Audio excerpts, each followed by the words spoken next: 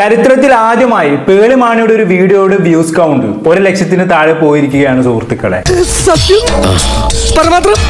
ഇന്നലെ പേളിമാണി സ്ലോവാക്കിയയിലെ സോളോ ട്രിപ്പുമായി ബന്ധപ്പെട്ട ഒരു 41 മിനിറ്റ് വീഡിയോ അപ്ലോഡ് ചെയ്തിട്ടുണ്ടായിരുന്നു. ഞാൻ റീസെന്റ് നോക്കുന്ന സമയത്ത് അതിന് വ്യൂ കൗണ്ട് എന്ന് പറയുന്നത് 15 മണിക്കൂറുകളുണ്ട് 71K ആണ്. അങ്ങനെ എന്തൊക്കെ മേളായിരുന്നു. Finally did it my first solo trip to Slovakia. അതിന് 3.4 ലക്ഷം വ്യൂസ്. അതിന് താഴെ നോക്കി നിങ്ങൾ day inside Pearle production BTS dubbing and office 1 അതിന് 3.2 ലക്ഷം വ്യൂസ്. പുള്ളിക്കാരുടെ പ്രൊഫൈൽ എടുത്ത് ത്രൂ ഔട്ട് നോക്കി കഴിഞ്ഞാണെങ്കിൽ 3 ലക്ഷത്തിന് താഴെ ഒരൊറ്റ വീഡിയോ പോലും നമുക്ക് കാണാൻ സാധിക്കത്തില്ല. ആ ലെവലിൽ റീച്ച് ഉണ്ടാക്കിക്കൊണ്ടിരുന്ന ഒരാളായിരുന്നു ഈ പറയുന്ന പേളിമാണി. അങ്ങനെയുള്ള പേളിമാണിക്കാണ് ഒരു വീഡിയോ അപ്ലോഡ് ചെയ്തപ്പോൾ 15 മണിക്കൂറുകൾ കൊണ്ട് 71K കിട്ടിയത്. ഇത്രയും വലിയ ഗതികെട്ടവൻ ഈ ലോകത്ത് വേറെ ആരെങ്കിലും ഉണ്ടാവും എന്റെ കർത്താവേ. എന്തായാലും ഇതോടുകൂടി ഒരു കാര്യം ഓർപ്പിക്കാം, ഇന്നലത്തെ രാത്രി പേളിമാണി മര്യാദയ്ക്ക് കിടന്ന് ഉറങ്ങിയിട്ടുണ്ടാവില്ല. കാരണം പേളിമാണിയുടെ സോഷ്യൽ മീഡിയ കരിയറിലെ ഏറ്റവും വലിയ ഡൗൺഫോൾ ആണ് ഇപ്പൊ സംഭവിച്ചിരിക്കുന്നത്. ഇതിനും വലിയൊരു ഡൗൺഫോൾ ഇനി പേളിമാണിക്ക് വരാനില്ല. മനുഷ്യനായ സാമാന്യ ബോധം വേണം. 100 പ്രാവശ്യം പറഞ്ഞല്ലേ അങ്ങനെ ചെയ് ഇങ്ങനെ ചെയ്. എനിക്ക് തോന്നുന്നത് പുള്ളിക്കാർ ബിഗ് ബോസിൽ പങ്കെടുത്തത് തൊട്ട് ഇങ്ങോട്ട് 7 വർഷത്തേക്കുള്ള കരിയർ എടുത്ത് നോക്കി കഴിഞ്ഞാണെങ്കിൽ ഇന്നേ വരെ ഈ ഒരു അവസ്ഥയിലേക്ക് പേളിമാണി അധപ്പതിച്ചിട്ടില്ല.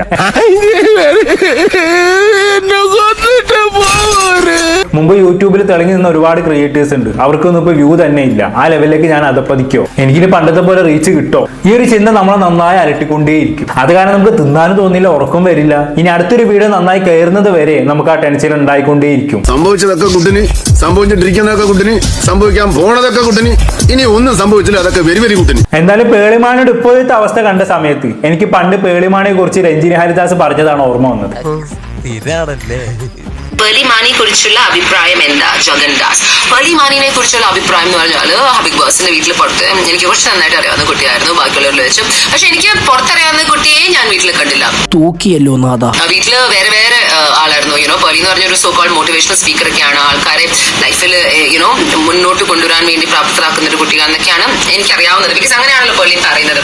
പക്ഷെ വീട്ടിൽ വന്നപ്പം പേളിനെ കാണുമ്പോൾ ഫുൾ ടൈം കരച്ചില്, മമ്മി എന്നൊക്കെ പറഞ്ഞ ആദ്യത്തെ കുറച്ച് ആൾ ഭയങ്കര അപ്സെറ്റ് ആയിരുന്നു. അപ്പം ഇത്രയും ഇമോഷണലി വീക്കായ ഒരു കുട്ടിയാണെന്ന് അപ്പോഴാണ് മനസ്സിലായത്. ഒരു കൈവതം നാറ്റിക്കരുത്.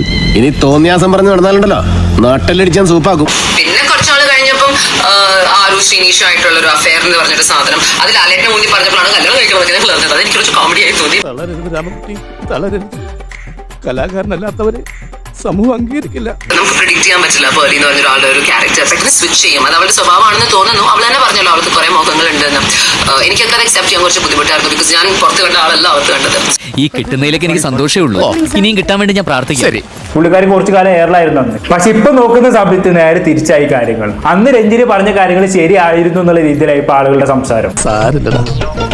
നീ എവിടെ പരിപാടി അവതരിപ്പിച്ചാലും ഇത് തന്നെയാണല്ലോ നിന്റെ വിധി. ഞാൻ പോകുന്നു. Bye bye.